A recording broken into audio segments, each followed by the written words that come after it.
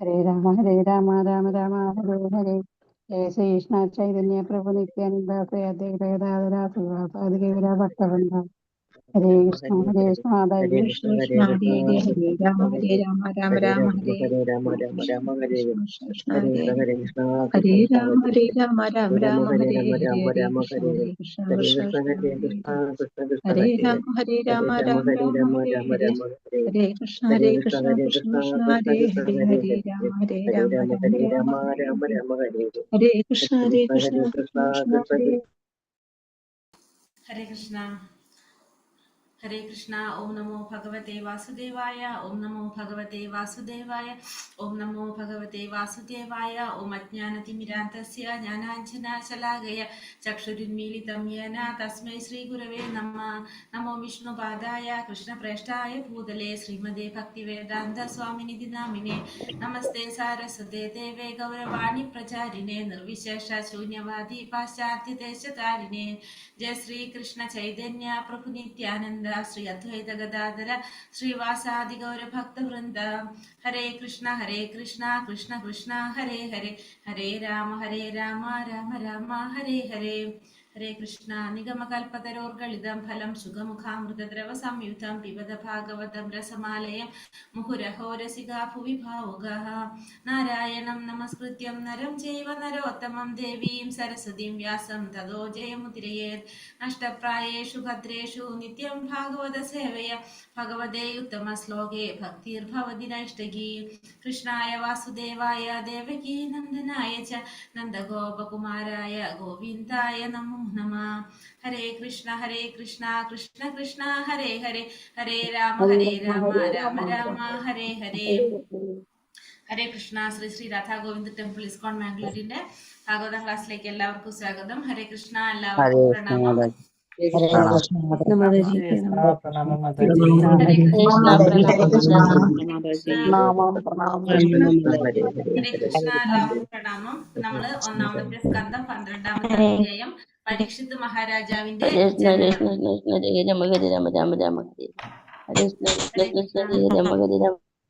ഇപ്പൊ പരീക്ഷിത് മഹാരാജാവിന്റെ ജനനം അതാണ് നമ്മളിപ്പോ പഠിച്ചുകൊണ്ടിരിക്കുന്ന അധ്യായം. അതില് നമ്മൾ 18 ശ്ലോകം വരെ നമ്മൾ ഇന്നലെ എടുത്തു. ഇന്നലത്തെ ശ്ലോകത്തിൽ നമ്മൾ എന്താ കണ്ടത്? ഇന്നലെ 17ാമത്തിലെ പരീക്ഷത്തിന്റെ പരീക്ഷത്ത് നല്ലൊരു ശിശ ജനിക്കാൻ വീണ്ടും പറയണതാണ്. ലോകം മുഴുവൻ പ്രശസ്തിയായി ചേരും. അത് നല്ലൊരു പരംഗുരു പരമ്പരയില് ജനിച്ചതാണ് പരീക്ഷിത്ത്. ഭഗവാന്റെ സമാധാനം കിട്ടണമെങ്കിൽ പറയില്ലേ, ഭഗവാനെ അറിയണം. പിന്നെ 3 തരം ഭക്തന്മാരെ പറഞ്ഞു. മഹാത്മാക്കള്, മധ്യമാധികാരി, കനിഷ്ഠാധികാരി, 3 തരം ഭക്തന്മാരെ പറഞ്ഞു. പിന്നെ യുധിഷ്ഠിരനെ പറ്റി പറയുന്നു. യുധിഷ്ഠിരൻ പൂർവ്വശ്രേഷ്ഠരിൽ ആത്മാവായിരുന്നു, രാജർഷിയായിരുന്നു. നല്ലൊരു പുണ്യാത്മാക്കള് എപ്പോഴും സുശീലരും ഐശ്വര്യസമ്പന്നരും ആത്മീയമായി പ്രബുദ്ധരും ആയിരുന്നു. യുധിഷ്ഠിരൻ മഹാരാജ് തന്റെ ശരീരം തന്നെ മറ്റുള്ളവരുടെ സേവനത്തിന് വേണ്ടി ഒഴിഞ്ഞു വെച്ചവനായിരുന്നു. യുധിഷ്ഠിര മഹാരാജാവിന്റെ പൂർവികരെല്ലാം തന്നെ അങ്ങനെയുള്ള രാജർഷികളും പുണ്യാത്മാക്കളുമായിരുന്നു. കഴിഞ്ഞു പോയവരും ഇപ്പോഴുള്ളവരും വരാൻ പോകുന്നതുമായ 100 തലമുറയ്ക്ക് ഭഗവത് കൃപയാൽ മോക്ഷം ലഭിക്കുന്നു എന്ന് പറയും. അതെ. അപ്പൊ അവരുടെ കാലടികൾ പിന്തുടരണം എന്നാണ് പറഞ്ഞു മനസ്സിലാക്കുന്നത്. പൂർവികരുടെ കാലടികൾ.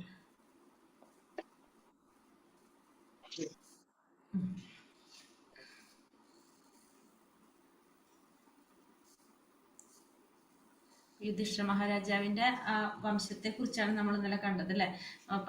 അതിൽ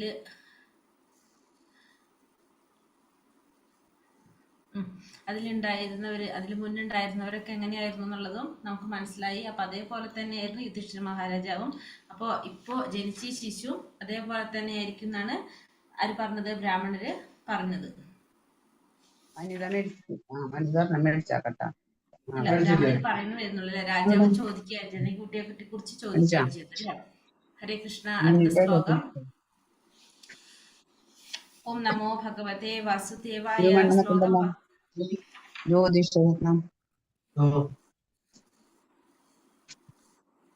ശ്ലോകം 19. ബ്രാഹ്മണ ഊച്ചു പാർത്ഥ പ്രജാപതി സാക്ഷീത് ഇക്ഷാകൂരിവ മാനവഃ ബ്രഹ്മണ്യ സത്യസന്ധശ്ച രാമോ ദാശാരഥി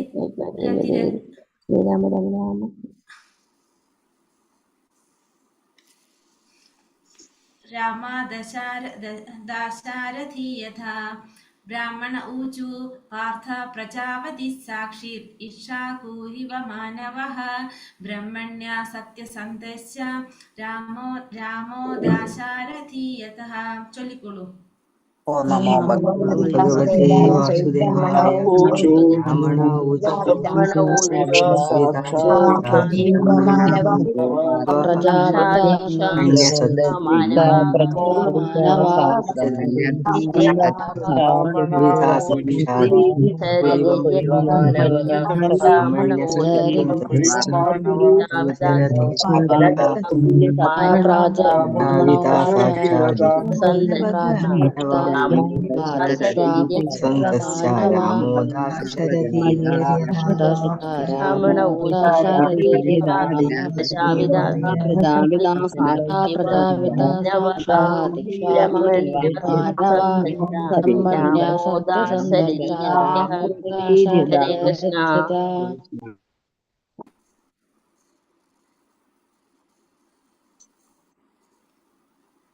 ഹരേ കൃഷ്ണ.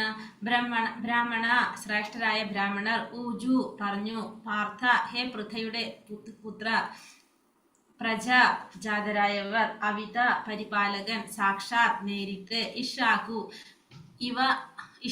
ഇവ രാജാവ് ഇക്ഷാകുവിനെ പോലെ, മാനവ മനുപുത്രൻ, ബ്രാഹ്മണരോട് ആദരവുള്ളവരും അനുവർത്തികളും, സത്യസന്ധൻ, രാമ പരമദിവ്യോത്തമ പുരുഷനായ രാമൻ, ദാശരഥി മഹാരാജാവ് ദശരഥന്റെ പുത്രൻ, യഥ അദ്ദേഹത്തെ പോലെ. വിവർത്തനം ഭാവാർത്ഥം. ശ്രീല പ്രഭുപാദിക്ക് പണ്ഡിത ബ്രാഹ്മണർ പറഞ്ഞു, അല്ലയോ പൃഥാപുത്ര, ഈ ശിശു പരിപാലനത്തിൽ മനുപുത്രനായ രാജാവ് ഇക്ഷ്വാകുവിനെ പോലെയും ബ്രാഹ്മണീയ തത്വങ്ങൾ അനുവർത്തിക്കുന്നതിൽ വിശേഷിച്ചും സത്യസന്ധതയിൽ ദശരഥ മഹാരാജാവിന്റെ പുത്രനായ പരമദിവ്യോത്തമ പുരുഷൻ ശ്രീരാമനെ പോലെയുമായിരിക്കും. അപ്പോ എങ്ങനെയായിരിക്കും പരീക്ഷിത് മഹാരാജാവ് എന്നാണ് ബ്രാഹ്മണർ പറയുന്നത്. ശിശു പ്രജാപരിപാലനത്തില് മനുവിന്റെ പുത്രനായിട്ടുള്ള ഇക്ഷാകുവിനെ പോലെയും ബ്രാഹ്മണീയ തത്വങ്ങളും സത്യസന്ധതയുടെ കാര്യത്തില് ദശരഥ മഹാരാജാവിന്റെ പുത്രനായിട്ടുള്ള പരമദിവ്യോത്തമ പുരുഷനായിട്ടുള്ള ഭഗവാൻ ശ്രീരാമനെ പോലെയും ആയിരിക്കുമെന്നാണ് പരീക്ഷത്തിനെ കുറിച്ച് ബ്രാഹ്മണന്മാര് പറയുന്നത്. ഭാവാർത്ഥം. ശ്രീല പ്രഭുപാദിക്ക് ഭൗതിക ലോകത്തിൽ ജന്മമെടുത്ത ജീവസത്തയെ പ്രജ എന്നതിനാൽ അർത്ഥമാക്കുന്നു. യഥാർത്ഥത്തിൽ ജീവാത്മാവിന് ജനനമോ മരണമോ ഇല്ല. എന്നാൽ ഭഗവത് സേവനത്തിൽ നിന്നും വിട്ടുനിൽക്കുകയാലും ഭൗതിക പ്രകൃതിയെ അടക്കി ഭരിക്കുവാനുള്ള ആഗ്രഹം നിമിത്തവും ഭൗതിക ആഗ്രഹങ്ങളെ പൂർത്തീകരിക്കാനായി അനുയോജ്യമായ ശരീരം അവന് നൽകപ്പെട്ടിരിക്കുന്നു. അപ്രകാരം പ്രവർത്തിക്കുകയാൽ ഒരുവൻ ഭൗതിക പ്രകൃതിയുടെ നിയമങ്ങളാൽ ബദ്ധനായി തീരുകയും സ്വകർമാനുസരണം ഭൗതിക ശരീരം മാറ്റപ്പെടുകയും ചെയ്യുന്നു. അതിൻ പ്രകാരം ജീവസത്ത ഒരു ശരീരത്തിൽ നിന്ന് മറ്റൊരു ശരീരത്തിലേക്ക് 84 ലക്ഷം ജീവിവർഗങ്ങളിൽ ദേഹാന്തര പ്രാപ്തി നേടുന്നു. ഭൗതിക ലോകത്തില് ജന്മമെടുത്ത ജീവാത്മാക്കളെ പ്രജ എന്നതിനാൽ അർത്ഥമാക്കുന്നത് ഭൗതിക ലോകത്തിൽ ജന്മമെടുക്കുന്ന ജീവാത്മാക്കളെയാണ്. യഥാർത്ഥത്തിൽ ജീവാത്മാവിന് എന്തില്ല? ജനനവും ഇല്ല, മരണവും ഇല്ല.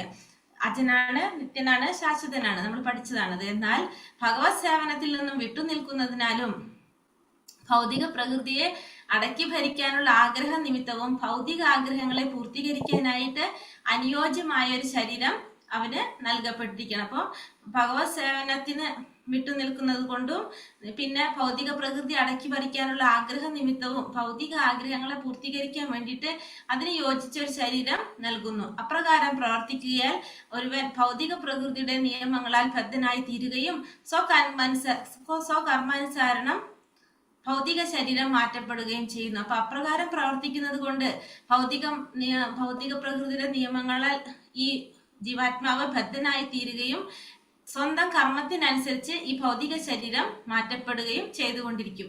അതിൻ പ്രകാരം ജീവാത്മാവ് ഒരു ശരീരത്തിൽ നിന്ന് മറ്റൊരു ശരീരത്തിലേക്ക് 84 ലക്ഷം ജീവിവർഗങ്ങളിൽ ദേഹാന്തര പ്രാപ്തി നടത്തുന്നു. അപ്പൊ അതുകൊണ്ട് തന്നെ സ്വന്തം കർമ്മത്തിനനുസരിച്ച് ശരീരം മാറ്റപ്പെടുമ്പോൾ എത്രയും ഞാൻ പറയുന്നത് 84 ലക്ഷം ജീവിവർഗങ്ങളില് ഏതെങ്കിലും ഒരു ജീവിവർഗത്തില് ആ ശരീരത്തിലേക്ക് മാറ്റപ്പെടുകയാണ് ചെയ്യുന്നത്. എന്നാൽ ജീവസത്ത ഭഗവാന്റെ അവിഭാജ്യ ഘടകമായതിനാൽ ജീവിതത്തിൽ ആവശ്യമായതെല്ലാം നൽകി ഭഗവാൻ അവനെ പരിപാലിക്കുന്നു എന്ന് മാത്രമല്ല, ഭഗവാന്റെ പ്രതിനിധികളായ രാജർഷികളും അവരെ സംരക്ഷിക്കുകയും ചെയ്യുന്നു. പക്ഷെ ഈ ജീവാത്മാക്കളെല്ലാം തന്നെ എന്താണ്? ഭഗവാന്റെ അംശമാണ്. ഭഗവാന്റെ അവിഭാജ്യ ഘടകമായതുകൊണ്ട് തന്നെ ജീവിതത്തിൽ ആവശ്യമായതെല്ലാതും ആര് നൽകും? ഭഗവാൻ നൽകി ഭഗവാൻ അവരെ പരിപാലിക്കുന്നു എന്ന് മാത്രമല്ല, ഭഗവാന്റെ പ്രതിനിധികളായിട്ടുള്ള രാജാക്കന്മാര്, രാജർഷികള് അവരെ സംരക്ഷിക്കുകയും ചെയ്യും. ഈ രാജർഷികൾ എല്ലാ പ്രജകൾക്കും ജീവിക്കാനും അവരുടെ തടവുകാലം പൂർത്തിയാക്കാനുമായി ആവശ്യമായ സംരക്ഷണം നൽകുന്നു. അപ്പൊ ഈ രാജർഷികള് ഈ പ്രജകൾക്ക്, ഈ ഭൗതിക പ്രപഞ്ചത്തിലുള്ള ഈ പ്രജകൾക്ക് ജീവിക്കാനുള്ള തടവുകാലം പൂർത്തീകരിക്കാനായിട്ട് ഉള്ള സംരക്ഷണം, ആവശ്യമായ സംരക്ഷണം, ഈ ഭൗതിക ലോകത്തിൽ ജീവിക്കുന്നിടത്തോളം കാലം അതിന് വേണ്ട സംരക്ഷണം ആര് നൽകും? ഈ പ്രജകൾക്ക് രാജർഷികള് നൽകും. മഹാരാജാവ് പരീക്ഷിത്ത് യഥാർത്ഥത്തിൽ ഒരു ഉത്തമ രാജർഷിയായിരുന്നു. എന്തെന്നാൽ ഒരിക്കൽ അദ്ദേഹം തന്റെ രാജ്യത്ത് ചുറ്റി സഞ്ചരിക്കുമ്പോൾ കലിപുരുഷൻ ഒരു പാവം പശുവിനെ കൊല്ലാൻ ഒരുങ്ങുന്നത് കാണാൻ ഇടയാകും. ഉടൻ തന്നെ അവനെ ഒരു കൊലയാളി എന്ന് വിധിച്ച് ശിക്ഷിക്കുകയും ചെയ്തു. അപ്പൊ പരീക്ഷിത്ത് മഹാരാജാവും ആരായിരുന്നു? ഒരു രാജർഷി തന്നെയായിരുന്നു. കാരണം പറയുന്നത്, അദ്ദേഹം തന്റെ രാജ്യത്ത് ചുറ്റി സഞ്ചരിക്കുന്ന സമയത്ത് കലിപുരുഷൻ ഒരു പാവം പശുവിനെ കൊല്ലാൻ ഒരുങ്ങുന്നത് കാണാനിടയായിട്ട് ഉടനെ തന്നെ അവനെ ഒരു കൊലയാളി എന്ന് വിധിച്ച് ശിക്ഷിക്കുകയും ചെയ്തു. ഇതിനർത്ഥം ധർമ്മിഷ്ഠരായ ഭരണാധികാരികൾ മൃഗങ്ങൾക്ക് പോലും സംരക്ഷണം നൽകിയിരുന്നു എന്നാണ്. അപ്പോൾ പരീക്ഷിത്ത് മഹാരാജാവ് മൃഗങ്ങളെ പോലും സംരക്ഷണം നൽകുന്ന രാജാവായിരുന്നു പരീക്ഷിത്ത് മഹാരാജാവ്. നമുക്കതിൽ നിന്ന് മനസ്സിലാക്കാം. ഇത് വെറും വൈകാരികമായ കാഴ്ചപ്പാടിലായിരുന്നില്ല, മറിച്ച് ഈ ഭൗതിക ലോകത്തിൽ ജന്മമെടുത്തവർക്ക് ജീവിക്കാൻ അവകാശമുണ്ട് എന്നതിനാലാണ്. ഇത് എന്തുകൊണ്ടാണ് അത് പറയുന്നത്? നമ്മളെ വികാരം കൊണ്ടുണ്ടാകുന്ന ഒരു സംഭവമല്ല പറയുന്നത്. ഈ ഭൗതിക ലോകത്തിൽ ജന്മമെടുത്തിട്ടുള്ള ഓരോ ജീവാത്മാവിനും ഇവിടെ ജീവിക്കാനുള്ള അവകാശമുണ്ട് എന്നതുകൊണ്ടാണ് അദ്ദേഹം അങ്ങനെ പ്രവർത്തിക്കുന്നത്.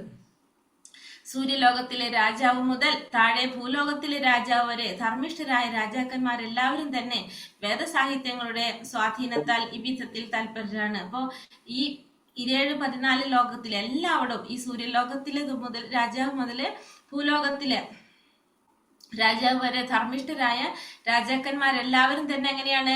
ഈ വേദസാഹിത്യങ്ങളുടെ സ്വാധീനത്താൽ ഈ വിധത്തിൽ താല്പര്യരാണ്. അപ്പൊ എല്ലാവരും ആ ധർമ്മം പരിപാലിക്കാനായിട്ട് എല്ലാവരും താല്പര്യരാണ്. ഉന്നത ലോകങ്ങളിൽ വേദസാഹിത്യങ്ങൾ അഭ്യസിപ്പിക്കപ്പെട്ടിരുന്നു. ഭഗവാൻ സൂര്യദേവന്, അതായത് വിവസ്വാൻ ഉപദേശം നൽകിയതായി ഭഗവത്ഗീതയിൽ പരാമർശമുണ്ട്. അപ്പോ ഇത് ഈ ഉന്നത ലോകങ്ങളിലും വേദസാഹിത്യങ്ങൾ അഭ്യസിപ്പിക്കപ്പെട്ടിരുന്നു. അപ്പൊ ഭഗവാൻ സൂര്യദേവന് ഉപദേശം നൽകിയതായി ഭഗവത്ഗീത 4-ാം അധ്യായം 1-ാം ശ്ലോകത്തിൽ പരാമർശിക്കുന്നുണ്ട്. ഭഗവാൻ സൂര്യദേവന് ഉപദേശം നൽകിയതായിട്ട് വിവസ്വാന്. അത്തരം അറിവുകൾ സൂര്യദേവൻ തന്റെ പുത്രനായ മനുവിനും മനുവിൽ നിന്ന് മഹാരാജ വിശ്വാഹുവിനും പകർന്നു നൽകിയതുപോലെ ഗുരുശിഷ്യ പരമ്പരയിലൂടെയാണ് കൈമാറുന്നത്. അപ്പൊ അത് നമുക്കറിയാവുന്നതാണ്. ഭഗവാൻ സൂര്യദേവന് കൊടുത്തു. സൂര്യദേവൻ തന്റെ പുത്രനായിട്ടുള്ള മനു അത് ഇക്ഷ്വാകുവിനും പകർന്നു നൽകി. അങ്ങനെ ആ ഗുരുശിഷ്യ പരമ്പരയിലൂടെയാണ് അത് കൈമാറി വരുന്നത്. ഒരു ബ്രഹ്മദിനത്തിൽ 14 മനുക്കളുണ്ടെന്ന് ഇവിടെ സൂചിപ്പിച്ചിരിക്കുന്ന മനു സൂര്യദേവന്റെ പുത്രനും പ്രജാപതിമാരിൽ ഒരാളുമായ 7ാമത്തെ മനുവാകുന്നു. അപ്പൊ ഇവിടെ പറയുന്ന മനു, ഒരു ബ്രഹ്മദിനത്തില് 14 മനുക്കളുണ്ട്. അതിൽ ഇവിടെ പറഞ്ഞിരിക്കുന്ന മനു ഏതാണ്? വൈവസ്വത മനു. അതായത് സൂര്യദേവന്റെ പുത്രനും പ്രജാപതിമാരില് ഒരാളുമായിരുന്ന 7ാമത്തെ മനു എന്നാണ് പറയുന്നത്. വൈവസ്വത മനു എന്നാണ് അദ്ദേഹം അറിയപ്പെടുന്നത്. അദ്ദേഹത്തിന് 10 പുത്രന്മാരുണ്ട്. അദ്ദേഹത്തിന്റെ 10 പുത്രന്മാര് മഹാരാജാവ് ഇക്ഷ്വാകു അവരിൽ ഒരാളാകുന്നു. തന്റെ പിതാവായ മനുവിൽ നിന്നും മഹാരാജാവ് ഇക്ഷ്വാകു ഭഗവത്ഗീതയിൽ ഉപദേശിച്ചിരിക്കുന്ന പ്രകാരം ഭക്തിയോഗം അഭ്യസിച്ചു. മനുവിനെ അദ്ദേഹത്തിന്റെ പിതാവായ സൂര്യദേവനിൽ നിന്നാണ് ഇത് പകർന്നു കിട്ടിയത്. പിൽക്കാലത്ത് ഇക്ഷ്വാകു മഹാരാജാവിൽ നിന്ന് ഗുരുശിഷ്യ പരമ്പര വഴി ഭഗവത്ഗീത ജ്ഞാനം പ്രചരിച്ചു. എന്നാൽ കാലക്രമേണ തത്വദീക്ഷയില്ലാത്ത വ്യക്തികൾ മൂലം ഈ ശൃംഖല ഛേദിക്കപ്പെടുകയും കുരുക്ഷേത്ര യുദ്ധമുഖത്ത് ഭഗവാൻ അത് വീണ്ടും അർജുനന് ഉപദേശിക്കേണ്ടതായി വന്നു. അങ്ങനെ എല്ലാ വേദസാഹിത്യങ്ങളും ഭൗതിക ലോക സൃഷ്ടിയുടെ ആരംഭം മുതൽ തന്നെ പ്രചാരത്തിലുള്ളതാകുന്നു. ആകയാൽ വേദസാഹിത്യങ്ങൾ അപൗരുഷേയ മാനവരാൽ സൃഷ്ടിക്കപ്പെടാത്തതെന്ന് അറിയപ്പെടുന്നു. വേദവിജ്ഞാനം അരുളി ചെയ്തത് ഭഗവാനും ആദ്യമായി ശ്രവിച്ചത് പ്രപഞ്ചത്തിലെ ആദി ജീവ സൃഷ്ടിയായ ബ്രഹ്മദേവനുമായിരുന്നു. ഇവിടെ എന്താ പറഞ്ഞത്, ഭഗവാൻ ആദ്യമായിട്ട് സൂര്യദേവന് ഭഗവത്ഗീത ഉപദേശിച്ചു കൊടുത്തതെന്ന് പറഞ്ഞു. അർജുനന് മുന്നേ സൂര്യദേവൻ ഉപദേശിച്ചു കൊടുത്തു. സൂര്യദേവൻ അത് തന്റെ പുത്രനായിട്ട് മനുവിനും, മനു അത് ഇഷാകുവിനും ഉപദേശിച്ചു കൊടുത്തു. അങ്ങനെ ശിഷ്യ പരമ്പരയിലൂടെയാണ് അത് കൈമാറി വന്നത്. ഒരു ബ്രഹ്മദിനത്തിൽ 14 മനുക്കളുണ്ട്. ആ 14 മനുക്കളില് ആരെയാണ് പറഞ്ഞത്? സൂര്യദേവന്റെ പുത്രനും പ്രജാപതിമാരില് ഒരാളുമായിട്ടുള്ള 7ാമത്തെ മനു, വൈവസ്വത മനു ആണ്. ആ വൈവസ്വത മനുവിന് 10 പുത്രന്മാരുണ്ട്. അതില് ഇഷാകു ഒരാളാണ്. തന്റെ പിതാവായിട്ടുള്ള മനുവിൽ നിന്ന് മഹാരാജാവ് ഇഷ്വാകു ഭഗവത്ഗീത ഉപദേശിച്ചിരുന്ന ഭഗവത്ഗീത മനസ്സിലാക്കി ആ ഗീതയിൽ പറഞ്ഞിരിക്കുന്ന പ്രകാരം ഭക്തിയോഗം അഭ്യസിച്ചു. പിന്നെ പറയുന്നത് മനുവിന് അദ്ദേഹത്തിന്റെ പിതാവായിട്ടുള്ള സൂര്യദേവനിൽ നിന്ന് പകർന്നു കിട്ടിയത്, മനുവിന് അത് കിട്ടിയത് അദ്ദേഹത്തിന്റെ പിതാവായിട്ടുള്ള സൂര്യദേവനിൽ നിന്നാണ് ഇത് പകർന്നു കിട്ടിയത്. പിൽക്കാലത്ത് ഇഷാകുവിനും മഹാരാജാവിൽ നിന്ന് ശിഷ്യ പരമ്പരയിലൂടെ ആ ഭഗവത്ഗീതാജ്ഞാനം കിട്ടി. അദ്ദേഹം അത് പ്രചരിപ്പിച്ചു. ഗീതാജ്ഞാനം പ്രചരിച്ചു. എന്നാൽ കാലക്രമേണ തത്വദീക്ഷയില്ലാത്ത വ്യക്തികൾ മൂലം ഇതിനെന്ത് സംഭവിച്ചു? കോട്ടം സംഭവിച്ചു. ഈ ശൃംഖല ഛേദിക്കപ്പെടുകയും പിന്നെ കുരുക്ഷേത്ര യുദ്ധമുഖത്ത് വെച്ച് ഭഗവാൻ അത് വീണ്ടും അർജുനന് ഉപദേശിക്കേണ്ടതായിട്ടും വന്നു. അങ്ങനെ എല്ലാ വേദസാഹിത്യങ്ങളും ഭൗതിക ലോക സൃഷ്ടിയുടെ ആരംഭം മുതൽക്ക് തന്നെ പ്രചാരത്തിലുള്ളതാകുന്നു എന്ന് മനസ്സിലാക്കാം. അതുകൊണ്ട് തന്നെ ഈ വേദസാഹിത്യങ്ങള് അപൗരുഷേയ മാനവരാൽ സൃഷ്ടിക്കപ്പെടാത്തത് എന്നാണ് അറിയപ്പെടുന്നത്. വേദവിജ്ഞാനം അരുളി ചെയ്തത് ഭഗവാനും അത് ആദ്യമായി ശ്രവിച്ചത് പ്രപഞ്ചത്തിലെ ആദ്യ ജീവാത്മാവായിട്ടുള്ള ജീവസൃഷ്ടിയായ ബ്രഹ്മദേവനും ആയിരുന്നു. ഇനി ഓരോരുത്തരെ കുറിച്ച് പറയാണ്. മഹാരാജാവ് ഇഷ്വാകു. വൈവസ്വത മനുവിന്റെ പുത്രന്മാരിൽ ഒരുവനാണ് മഹാരാജാവ് ഇഷ്വാകു. അദ്ദേഹത്തിന് 100 പുത്രന്മാരുണ്ടായിരുന്നു.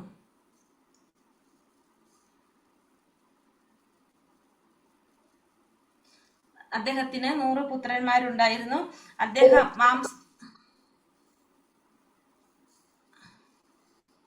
അദ്ദേഹത്തിന് 100 പുത്രന്മാരുണ്ടായിരുന്നു. അദ്ദേഹം മാംസഭോജനം നിരോധിച്ചു.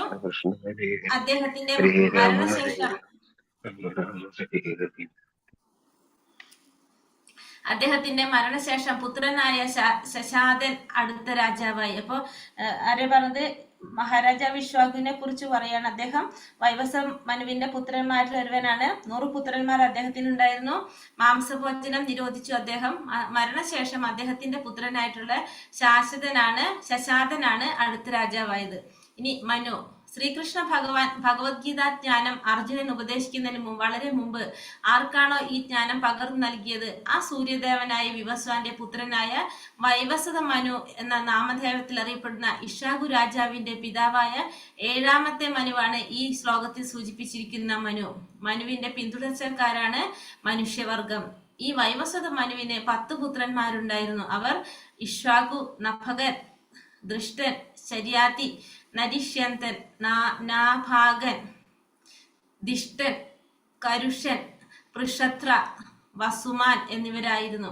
വൈവസ്വത മനുവിന്റെ ഭരണത്തിന്റെ ആരംഭകാലത്ത് ഭഗവാൻ മത്സ്യാവതാരം എടുത്തിരുന്നു. വൈവസ്വത മനു തന്റെ പിതാവായ സൂര്യദേവൻ വിവസ്വാനിൽ നിന്നാണ് ഭഗവത്ഗീത തത്വങ്ങൾ അഭ്യസിച്ചത്. തന്റെ പുത്രനായ മഹാരാജാവ് ഇഷാകുവിന് നേരെ അതേ ജ്ഞാനം അദ്ദേഹം വീണ്ടും ഉപദേശിച്ചു. ത്രേതായുഗത്തിന്റെ ആരംഭത്തിൽ സൂര്യദേവൻ ഭക്തിയുത സേവനം മനുവിന് ഉപദേശിച്ചു. മനു അനന്തരം സമ്പൂർണ്ണ മാനവരാശിയുടെ നന്മയ്ക്കായി അത് ഇഷാകുവിനും ഉപദേശിച്ചു. ഇവിടെ മനു എന്ന് പറയുന്നത് ഭഗവാൻ ശ്രീകൃഷ്ണൻ ഭഗവത്ഗീത ജ്ഞാനം അർജുനന് ഉപദേശിക്കുന്നതിന് മുമ്പ് ആർക്കാണ് ഉപദേശിച്ചു കൊടുത്തത്? മനുവിനാണ്. ആ മനു എന്ന് പറയുന്നത് ആരാണ്? സൂര്യദേവനായിട്ടുള്ള വിവസ്വാന്റെ പുത്രനായിട്ടുള്ള വൈവസ്വത മനു എന്നറിയപ്പെടുന്ന ഇഷാകു രാജാവിന്റെ പിതാവായ 7ാമത്തെ മനു. അതാണ് മനു. അത് ഈ പറയുന്നത് ആ മനുവിനെ കുറിച്ചാണ് പറയുന്നത്. വൈവസ്വത മനു എന്നാണ് അദ്ദേഹത്തിന്റെ പേര്. അദ്ദേഹത്തിന് 10 പുത്രന്മാരുണ്ടായിരുന്നു. ആ 10 പുത്രന്മാരും അത് പേരിവിടെ കൊടുക്കുന്നത്. പിന്നെ വൈവസ്വത മനുവിന്റെ ഭരണത്തിന്റെ സമയത്ത് അതിന്റെ ആരംഭകാലത്ത് ഭഗവാൻ മത്സ്യാവതാരം എടുത്തു അല്ലെ. ഭഗവാൻ മത്സ്യാവതാരം എടുക്കുന്ന എന്തിനാണ്? ഈ മനുവിനെ രക്ഷിക്കാൻ വേണ്ടിയിട്ടാണ് അവതാരം എടുക്കുന്നത്. മത്സ്യാവതാരം എടുത്തു. അങ്ങനെ വൈവസ്വത മനു തന്റെ പിതാവായിട്ടുള്ള സൂര്യദേവൻ വിവസ്വാനിൽ നിന്ന് ഭഗവത്ഗീത തത്വങ്ങൾ അഭ്യസിച്ചത് തന്റെ പുത്രനായിട്ടുള്ള മഹാരാജാ വിശ്വാവിന് അതേ ജ്ഞാനം അദ്ദേഹം ഉപദേശിച്ചു കൊടുത്തു. ത്രേതായുഗത്തിന്റെ ആരംഭത്തില് സൂര്യദേവൻ ഭക്തിരസേവനം മനുവിന് ഉപദേശിച്ചു. മനു അനന്തരം സമ്പൂർണ്ണ മാനവ രാശിയുടെ നന്മയ്ക്കായിട്ട് അത് ഇഷാകുവിനും ഉപദേശിച്ചു കൊടുത്തു. ഭഗവാൻ ശ്രീരാമൻ അയോധ്യ രാജാവും തന്റെ പരിശുദ്ധ ഭക്തനുമായ മഹാരാജാവ് ദശരഥനെ പിതാവായി സ്വീകരിച്ചുകൊണ്ട് പരമദിവ്യോത്തമ പുരുഷൻ ത്രേതായുഗത്തിൽ സ്വയം ശ്രീരാമനായി അവതരിച്ചു.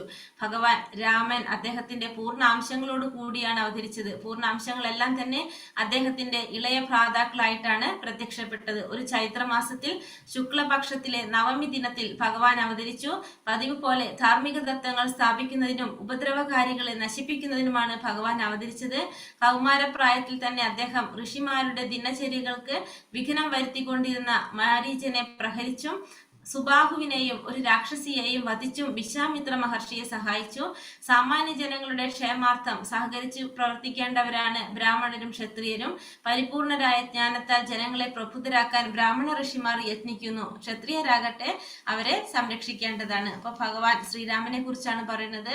അയോധ്യയിലെ രാജാവും പിന്നെ തന്റെ പരിശുദ്ധ ഭക്തനുമായിട്ടുള്ള മഹാരാജാവ് ദശരഥന് പിതാവായിട്ട് സ്വീകരിച്ചുകൊണ്ട് ഭഗവാൻ പരമദിവ്യോത്തമ പുരുഷനായിട്ടുള്ള ഭഗവാൻ ശ്രീകൃഷ്ണൻ ത്രേതായുഗത്തിലെ ശ്രീരാമചന്ദ്രനായിട്ട് അവതരിച്ചു. ഭഗവാൻ ശ്രീരാമനായിട്ട് അവതരിച്ചത് പൂർണ്ണാംശങ്ങളോട് കൂടിയാണ് അദ്ദേഹം അവതരിച്ചത്.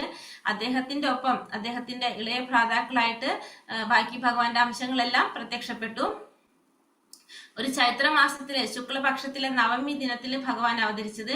പതിവ് പോലെ തന്നെ ധാർമ്മിക തത്വങ്ങൾ സ്ഥാപിക്കുന്നതിനും ഉപദ്രവകാരികളെ നശിപ്പിക്കുക എന്നതുമാണ് ഭഗവാന്റെ അവതാരത്തിന്റെ ഉദ്ദേശം ഉണ്ടായിരുന്നത്. കൗമാരപ്രായത്തിൽ തന്നെ അദ്ദേഹം ഋഷിമാരുടെ ദിനചര്യങ്ങൾക്ക് വിഘ്നം വരുത്തിക്കൊണ്ടിരുന്ന മാരീചനെ പ്രഹരിച്ചും പിന്നെ സുബാഹുവിനെ ഒരു രാക്ഷസിയെയും വധിക്കുകയും ചെയ്തു. അങ്ങനെ വിശ്വാമിത്ര മഹർഷിയെ സഹായിച്ചു. സാമാന്യ ജനങ്ങളുടെ ക്ഷേമാർത്ഥം സഹകരിച്ച് പ്രവർത്തിക്കേണ്ടവരാണ് ബ്രാഹ്മണരും ക്ഷത്രിയരും. അപ്പൊ അതുകൊണ്ട് തന്നെ ബ്രാഹ്മണർ എങ്ങനെ ചെയ്യേണ്ടത്? പരിപൂർണമായ ജ്ഞാനത്താൽ ജനങ്ങളെ പ്രബുദ്ധരാക്കാനായിട്ട് ബ്രാഹ്മണർ യത്നിക്കുന്നു. ക്ഷത്രിയരാണെങ്കിലോ അവരെ സംരക്ഷിക്കേണ്ടതാണ് ക്ഷത്രിയര്. ശ്രീരാമചന്ദ്ര ഭഗവാൻ ബ്രാഹ്മണ്യധർമ്മം എന്ന് വിശേഷിപ്പിക്കുന്ന മാനവതയുടെ അത്യുന്നത സംസ്കാരത്തിന്റെയും പരിപാലനത്തിന്റെയും സംരക്ഷണത്തിന്റെയും മകുടോദാഹരണമായ രാജാവായിരുന്നു. ഭഗവാൻ വിശേഷിച്ചും ഗോക്കളുടെയും ബ്രാഹ്മണരുടെയും സംരക്ഷകനാണ്. അക്കാരണത്താൽ അദ്ദേഹം ലോകത്തിന്റെ സമൃദ്ധി വർദ്ധിപ്പിക്കുന്നു. രാക്ഷസന്മാരെ പരാജയപ്പെടുത്താനായി വിശ്വാമിത്ര മഹർഷി മുഖേന ഭരണകർത്താക്കളായ ദേവന്മാർ അദ്ദേഹത്തിന് ഫലപ്രദമായ ആയുധങ്ങൾ സമ്മാനിച്ചു. അദ്ദേഹം ജനക രാജാവിന്റെ ധനുയജ്ഞത്തിൽ പങ്കെടുക്കുകയും പരമശിവന്റെ അജയ്യമായ ധനുസ് ഭേദിച്ച് ജനക മഹാരാജാവിന്റെ പുത്രിയായ സീതാദേവിയെ പരിണയിക്കുകയും ചെയ്തു. കൂടെ ഭഗവാൻ ശ്രീരാമചന്ദ്ര ഭഗവാൻ ബ്രഹ്മണ്യധർമ്മം എന്ന് വിശേഷിപ്പിക്കുന്ന മാനവതയുടെ അത്യുന്നത സംസ്കാരത്തിന്റെയും പരിപാലനത്തിന്റെയും സംരക്ഷണത്തിന്റെയും മകുട ഉദാഹരണമായിട്ടുള്ള രാജാവായിരുന്നു. കാരണം ബ്രാഹ്മണരെ സംരക്ഷിക്കുക എന്താണ്, പിന്നെ ഗോക്കളെയും ബ്രാഹ്മണരെ സംരക്ഷിക്കുക എന്നാണ് ഏറ്റവും പ്രധാനപ്പെട്ട ധർമ്മത്തിൽ പറയുന്നത്. അപ്പൊ അത് ആര് ചെയ്തിരുന്നു? അതിന് ഏറ്റവും ഉദാഹരണമാണ് ശ്രീരാമചന്ദ്രൻ. ഭഗവാൻ വിശേഷിച്ചും ഗോക്കളുടെയും ബ്രാഹ്മണരുടെയും സംരക്ഷകനാണ്. അക്കാരണത്തിൽ അദ്ദേഹം ലോകത്തിന്റെ സമൃദ്ധി വർദ്ധിപ്പിക്കുന്നു. അപ്പോൾ ഗോക്കളുടെയും ബ്രാഹ്മണരുടെയും സംരക്ഷണം നമ്മുടെ സമൃദ്ധി വർദ്ധിപ്പിക്കുന്നതാണ്. ലോകത്തിന്റെ തന്നെ സമൃദ്ധി വർദ്ധിപ്പിക്കുന്നതാണ് ഗോ സംരക്ഷണോ ബ്രാഹ്മണ സംരക്ഷണോ. അക്കാരണത്താൽ അദ്ദേഹം ലോകത്തിന്റെ സമൃദ്ധി വർദ്ധിപ്പിക്കുന്നു. രാക്ഷസന്മാരെ പരാജയപ്പെടുത്താനായി വിശ്വാമിത്ര മഹർഷി മുഖേന ഭരണകർത്താക്കളായ ദേവന്മാർ അദ്ദേഹത്തിന് ഫലപ്രദമായ ആയുധങ്ങൾ സമ്മാനിച്ചു. അപ്പോ ഭരണകർത്താക്കളായിട്ടുള്ള ദേവന്മാർ രാക്ഷസന്മാരെ പരാജയപ്പെടുത്താൻ വേണ്ടിയിട്ട് വിശ്വാമിത്ര മഹർഷി മുഖേന ഭരണകർത്താക്കളായിട്ടുള്ള ദേവന്മാര് ഭഗവാൻ ശ്രീരാമചന്ദ്രനായിട്ട് അവതരിച്ചപ്പോൾ അദ്ദേഹത്തിന് ഫലപ്രദമായിട്ടുള്ള ആയുധങ്ങളൊക്കെ സമ്മാനിച്ചു. അദ്ദേഹം ജനകരാജാവിന്റെ ധനുർയജ്ഞത്തിൽ പങ്കെടുക്കുകയും പരമശിവന്റെ അജയ്യമായിട്ടുള്ള ധനുസ് ഭേദിച്ച് ജനക മഹാരാജാവിന്റെ പുത്രിയായിട്ടുള്ള സീതാദേവിയെ പരിണയിക്കുകയും ചെയ്തു. പിന്നെ വിവാഹശേഷം പിതാവായ മഹാരാജാവ് ദശരഥന്റെ ആജ്ഞയനുസരിച്ച് അദ്ദേഹം 14 വർഷം വനവാസം സ്വീകരിച്ചു.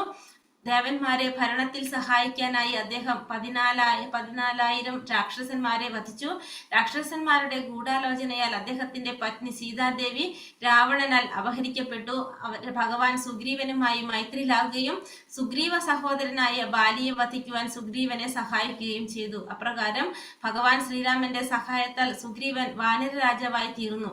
ഭഗവാൻ ഇന്ത്യൻ മഹാസമുദ്രത്തിൽ പൊങ്ങിക്കിടക്കുന്ന ഒരു പാലം ശിലകളാൽ നിർമ്മിക്കുകയും സീതയെ അപഹരിച്ച രാവണന്റെ രാജ്യമായ ലങ്കയിൽ എത്തിച്ചേരുകയും ചെയ്തു. പിന്നീട് അദ്ദേഹം രാവണനെ വധിക്കുകയും രാവണ സഹോദരനായ വിഭീഷണനെ ലങ്കാരാജ്യത്തിന്റെ സിംഹാസനത്തിൽ അവരോധിക്കുകയും ചെയ്തു. വിഭീഷണൻ രാക്ഷസനായ രാവണന്റെ സഹോദരന്മാരിൽ ഒരുവനായിരുന്നെങ്കിലും ഭഗവാൻ ശ്രീരാമൻ തന്റെ അനുഗ്രഹാശിസുകളാൽ വിഭീഷണനെ അനശ്വരനാക്കി തീർത്തു. 14 വർഷത്തെ വനവാസകാലം സമാപ്തമായപ്പോൾ ലങ്കയിലെ എല്ലാ കാര്യങ്ങളും വ്യവസ്ഥപ്പെടുത്തിയ ശേഷം ഭഗവാൻ സ്വരാജ്യമായ അയോധ്യയിൽ പുഷ്പക വിമാനത്തിൽ എത്തിച്ചെത്തി. മഥുര ഭരിച്ചിരുന്ന ലവണാസുരനെ ആക്രമിക്കാൻ അദ്ദേഹം സ്വസഹോദരനായ ശത്രുഘ്നന് നിർദ്ദേശം നൽകുകയും ആ അസുരൻ അങ്ങനെ വധിക്കപ്പെടുകയും ചെയ്തു. ഭഗവാൻ ശ്രീരാമൻ 10 അശ്വമേധ യജ്ഞങ്ങൾ അനുഷ്ഠിക്കുകയും പിൽക്കാലത്ത് സരയൂ നദിയിൽ സ്നാനം ചെയ്തുകൊണ്ടിരിക്കെ അപ്രത്യക്ഷനാവുകയും ചെയ്തു.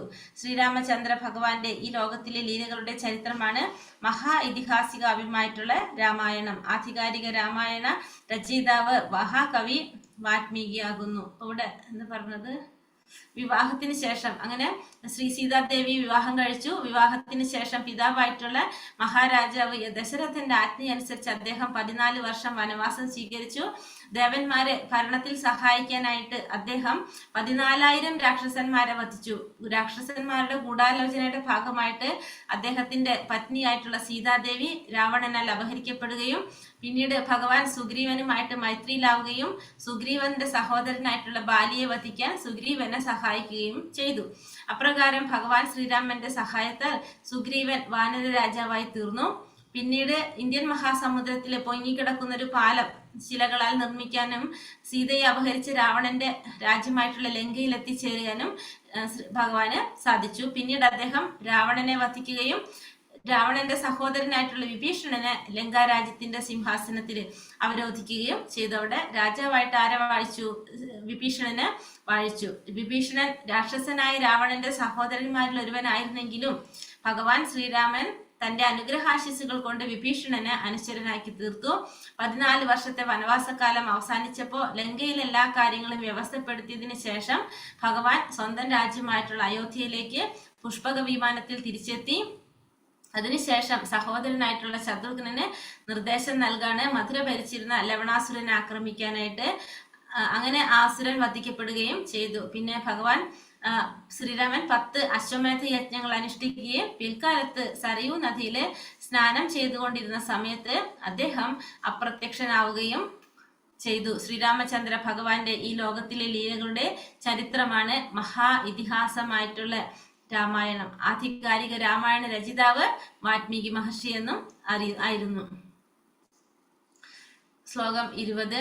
ഏഷാധാതശരണ്യശ്ച യഥാ ഹൗശീന രാശിഭിഃ യശോ വിദാനിതാ സ്വാനാം ദൗഷ്യന്തീരിവ യജ്വനാം. ഏഷാധാതശരണ്യശ്ച യഥാ ഹൗശീന രാശിഭിഃ യശോ വിദാനിതാ സ്വാനാം ദൗഷ്യന്തീരിവ യജ്വനാം. ചൊല്ലാം. ഓം ഭഗവതി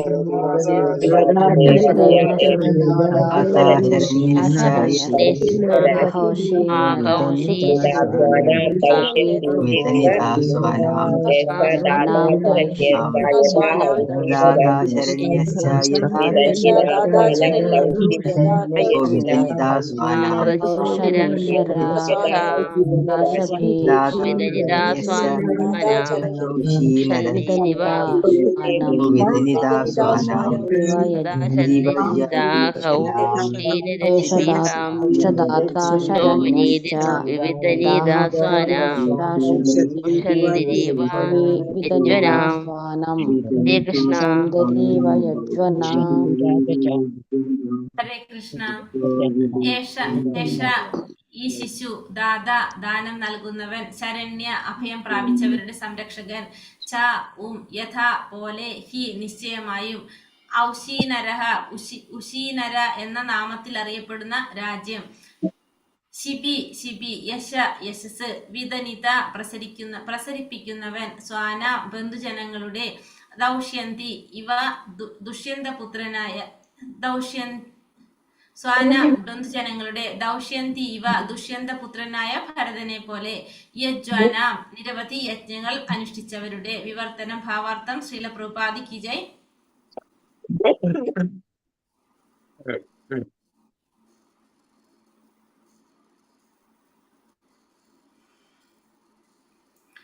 വിവർത്തനം ഭാവാർത്ഥം. ശ്രീല പ്രഭുപാദി കി ജയ്. വിവർത്തനം. ഈ ശിശു ഉശീനര ദേശത്തെ കീർത്തിമാനായ ശിബി മഹാരാജാവിനെ പോലെ ദാനം നൽകുന്നതിൽ അത്യുദാരനും അഭയം പ്രാപിച്ചവരുടെ സംരക്ഷകനുമായിരിക്കും. മാത്രമല്ല ഇദ്ദേഹം ദുഷ്യന്ത മഹാരാജാവിന്റെ പുത്രനായ ഭരതനെ പോലെ തന്റെ വംശത്തിന്റെ നാമവും യശസ്സും വ്യാപിപ്പിക്കുകയും ചെയ്യും. അപ്പോ ബ്രാഹ്മണന്മാര് പറയാണ്, ഇപ്പൊ കഴിഞ്ഞ ശ്ലോകത്തിൽ ബ്രാഹ്മണന്മാര് പറഞ്ഞു ദശരഥ മഹാരാജാവിന്റെ പുത്രനെ പോലെ, ശ്രീരാമചന്ദ്രനെ പോലെ സത്യസന്ധനായിരിക്കും. അതേപോലെ തന്നെ ഇഷാഖുവിനെ പോലെ പ്രജകളുടെ ക്ഷേമത്തിന് പ്രവർത്തിക്കുന്നതായിരിക്കും. ഇഷാഖുവിനെ പോലെ പ്രജാപരിപാലനത്തില് ഇഷാഖുവിനെ പോലെയും ആയിരിക്കും എന്നും കണ്ടു. ഈ ശ്ലോകത്തിൽ ഇപ്പൊ എന്താ പറയണത്? ബ്രാഹ്മണര് പറയാണ്, ഈ ശിശു ഉശീനര ദേശത്തെ കീർത്തിമാനായ ശിബി മഹാരാജാവിനെ പോലെ ദാനം നൽകുന്നതില് അത്യുദാരനായിരിക്കും. അതായത് ദാനം നൽകുന്നതില് ശ്രേഷ്ഠനായിരിക്കും. അതേപോലെ തന്നെ അഭയം പ്രാപിച്ചവരുടെ സംരക്ഷകനുമായിരിക്കും പരീക്ഷിത്ത് മഹാരാജാവ്. മാത്രമല്ല ദുഷ്യന്ത മഹാരാജാവിന്റെ പുത്രനായിട്ടുള്ള ഭരതനെ പോലെ തന്റെ വംശത്തിന്റെ നാമവും യശസ്സും വ്യാപിപ്പിക്കുകയും ചെയ്യുമെന്നും അത് പറയാണ് ഇവിടെ ബ്രാഹ്മണന്മാര് പറയാണ്. ഹരേ കൃഷ്ണ കൃഷ്ണ കൃഷ്ണ ഹരേ ഹരേ, ഹരേ രാമ രാമ രാമ ഹരേ ഹരേ. ഹരേ കൃഷ്ണ. നമുക്ക് ഉടച്ച് നിർത്താം. വലിയ പാരഗ്രാഫ് അത്. മാതാജി ഇത് പറയണ മനു ആണോ? മനുസ്മൃതിയിലെ മനു? അതെ മനുസ്മൃതിയിലെ മനു കേട്ടോ. ഹരേ കൃഷ്ണ. വഞ്ചകൽപതരൂപേശ്ച കൃപാ സിന്ധുഭ്യവച പതിതാനാം പാവനേഭ്യോ വൈഷ്ണവേഭ്യോ നമോ നമ. അനന്തകോടി വൈഷ്ണവൃന്ദി കി ജയ്. ശ്രീല പ്രഭുപാദി കി ജയ്. ഗുരുദേവ് കി ജയ്. നിതായ ഗുരു പ്രമാനന്ദേ. ഹരി ഹരി ബോൽ. ഹരേ കൃഷ്ണ. എല്ലാവർക്കും നന്ദി. എല്ലാവരും ഹരേ കൃഷ്ണ മാതാജി. പ്രണാമം മാതാജി. ഹരേ കൃഷ്ണ.